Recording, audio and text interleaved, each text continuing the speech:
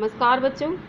कक्षा 7 के बच्चे आज मेरे साथ पाठ 12 पापा की कविताएं इस पाठ का रिवीजन करेंगे।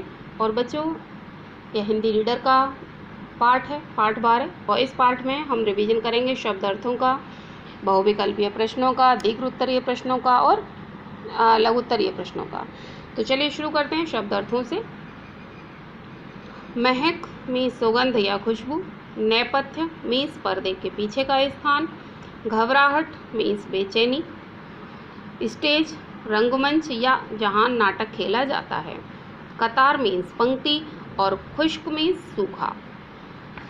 अब बहुविकल्पीय प्रश्न।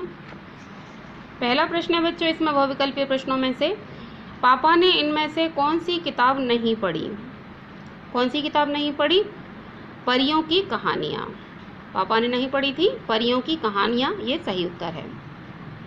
प्रश्न नंबर 2, पापा ने बचपन में ही क्या करना शुरू कर दिया था। तो सही उत्तर है इसका तुकबंदी करना। क्या कर दिया था? तुकबंदी करना उन्होंने शुरू कर दिया था। प्रश्न नंबर 3 है, दूसरे स्कूल के बच्चों ने पापा के स्कूल में क्या प्रस्तुत किया। तो सही उत्तर है सामूहिक गान। क्या प्रस्तुत किया था बच्चों ने? सामूहिक गान प्रस्तुत किया था। प्रश्न नंबर 4, मीशा किस कार्य में निपुण था। तो इसका सही उत्तर है पशु पक्षियों की बोलियां निकालने में। कौन सा कार्य में निपुण था? पशु पक्षियों की बोलियां निकालने में। तो बच्चों, इस तरह से आपको ये बहुविकल्पीय प्रश्नों का रिवीजन करना है। पहला प्रश्न जो था बच्चों इसमें, पापा ने इनमें से कौन सी किताब नहीं पढ़ी थी, जिसका सही उत्तर है सोनी नेहवाल। ये सोनी नेहवाल इसका सही उत्तर है। अब हम शुरू करते हैं लघु उत्तरीय प्रश्नों से। पापा बचपन में दूसरे बच्चों से किस प्रकार अलग थे। तो इसका उत्तर होगा पापा बचपन में दूसरे बच्चों से इस प्रकार अलग थे कि जब दूसरे बच्चे खेलते तो पापा पढ़ा करते थे। पापा किस प्रकार अलग थे? पापा बचपन में दूसरे बच्चों से इस प्रकार अलग थे कि जब दूसरे बच्चे खेला करते थे तब पापा पढ़ा करते थे। प्रश्न नंबर 2, पापा पढ़ने के लिए कहाँ कहाँ छुपते थे। तो इसका सही उत्तर होगा पापा पढ़ने के लिए पलंग के नीचे, अटारी में या चारे के कोठे में छिपते थे। पापा पढ़ने के लिए पलंग के नीचे, अटारी में या चारे के कोठे में छिपते थे। प्रश्न नंबर 3, नन्हे पापा को चश्मा क्यों लगाना पड़ा। तो इसका उत्तर होगा लेटे लेटे और ख़राब रोशनी में पढ़ने के कारण नन्हे पापा को चश्मा लगाना पड़ा। लेटे लेटे और ख़राब रोशनी में पढ़ने के कारण नन्हे पापा को चश्मा लगाना पड़ा। प्रश्न नंबर 4, पापा को क्यों लगता था कि वे कवि बन गए हैं। तो इसका उत्तर होगा पापा की तुकबंदी पर लोग हंसते थे, इसलिए उन्हें लगता था कि वे कवि बन गए हैं।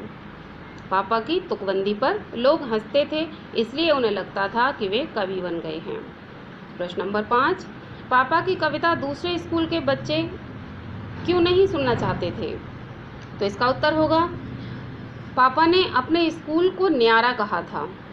पापा ने अपने स्कूल को न्यारा कहा था, इसलिए दूसरे स्कूल के बच्चे उनकी कविता सुनना नहीं चाहते थे। पापा ने अपने स्कूल की तारीफ़ की थी, प्रशंसा की थी, और इसीलिए दूसरे स्कूल के बच्चे उनकी कविताएं सुनना नहीं चाहते थे। अब आता है दीर्घ उत्तरीय प्रश्नों का नंबर। तो बच्चों, पहला दीर्घ उत्तरीय प्रश्न है इसमें, पापा अपनी पसंदीदा किताबें पढ़ने के लिए क्या क्या करते थे। तो इसका सही उत्तर होगा पापा अपनी पसंदीदा किताबें पढ़ने के लिए पलंग के नीचे छिप जाया करते थे। वे अटारी में और चारा रखने के कोठे में छिपकर पढ़ते थे। वे कंबल के नीचे छिपे छिपे भी पढ़ते थे। क्या क्या करते थे वो अपनी पसंदीदा किताबें पढ़ने के लिए पलंग के नीचे छिप जाया करते थे, वे अटारी के नीचे या चारे के कोठे में छिप जाया करते थे, या फिर कंबल के नीचे छिपे छिपे पढ़ा करते थे। अब आता है प्रश्न नंबर 2, पापा को देर रात तक पढ़ते देख दादा दादी क्या करते थे। तो इसका उत्तर होगा पापा को देर रात तक पढ़ते देख दादा दादी उन्हें किताब देना बंद कर देते। देर रात तक पढ़ा गया, इसलिए दादा दादी ने क्या किया कि उन्हें देर रात तक पढ़ने के लिए उन्हें किताब देनी बंद कर दी थी। वे पापा को रोज़ 3 घंटे से ज़्यादा नहीं पढ़ने देते थे। वे क्या करते थे? वो कहते थे कि अब तुम ज़्यादा देर नहीं पढ़ोगे। उन्होंने किताब देना उन्हें बंद कर दिया था और कहा था कि अब केवल तुम 3 घंटे ही डेली पढ़ोगे, इससे ज़्यादा नहीं पढ़ोगे। प्रश्न नंबर 3, पापा किस किस अवसर पर अपनी कविताएं सुनाते थे और कविता सुनकर लोगों की क्या प्रतिक्रिया रहती थी। पापा किस किस अवसर पर अपनी कविताएं सुनाते थे और कविता सुनकर लोगों की क्या प्रतिक्रिया रहती थी। तो इसका उत्तर होगा, जब भी कोई घर आता और सालगिरह की हर पार्टी में जब भी कोई उनके घर आता था तब पापा कविता सुनाते थे, या फिर अपनी सालगिरह, उनकी जो सालगिरह मनाई जाती थी, बर्थडे मनाया जाता था, उसमें भी वो अपनी कविता सुनाते थे। लीजा मौसी की शादी में भी उन्होंने एक कविता सुनाई थी। पापा की कविताओं पर सभी मेहमान खूब हंसते थे। अब आता है प्रश्न नंबर 4। पापा जब दूसरे स्कूल के मंच पर अपनी कविता प्रस्तुत कर रहे थे तो क्या दृश्य उत्पन्न हुआ। जब वे दूसरे स्कूल में अपनी कविताएं सुना रहे थे तो क्या हुआ। तो इसका उत्तर होगा, दूसरे स्कूल के बच्चों ने पैर पीटना शुरू कर दिया था और वो शोर मचाने लगे थे। बच्चे चिल्लाते और शोर मचाते, सीटियां बजाते, पैर पटकते। पापा की कविताएं सुनकर अध्यापिका बहुत हंस रही थी। एक बार फिर से समझिए इसको। दूसरे स्कूल के बच्चों ने पापा की कविताएं सुनकर पैर पटकना शुरू कर दिया था, शोर मचा रहे थे, सीटियां बजा रहे थे, चिल्ला रहे थे और पापा की कविता सुनकर वहाँ की अध्यापिकाएं हंस रही थी। तो इस तरह से बच्चों आपको ये शब्द अर्थ, बहुविकल्पीय प्रश्न, लघु उत्तरीय प्रश्न और दीर्घ उत्तरीय प्रश्नों का रिवीजन करना है। इनका अभ्यास करके, इनको याद करके, लिख करके भी देखना है। धन्यवाद।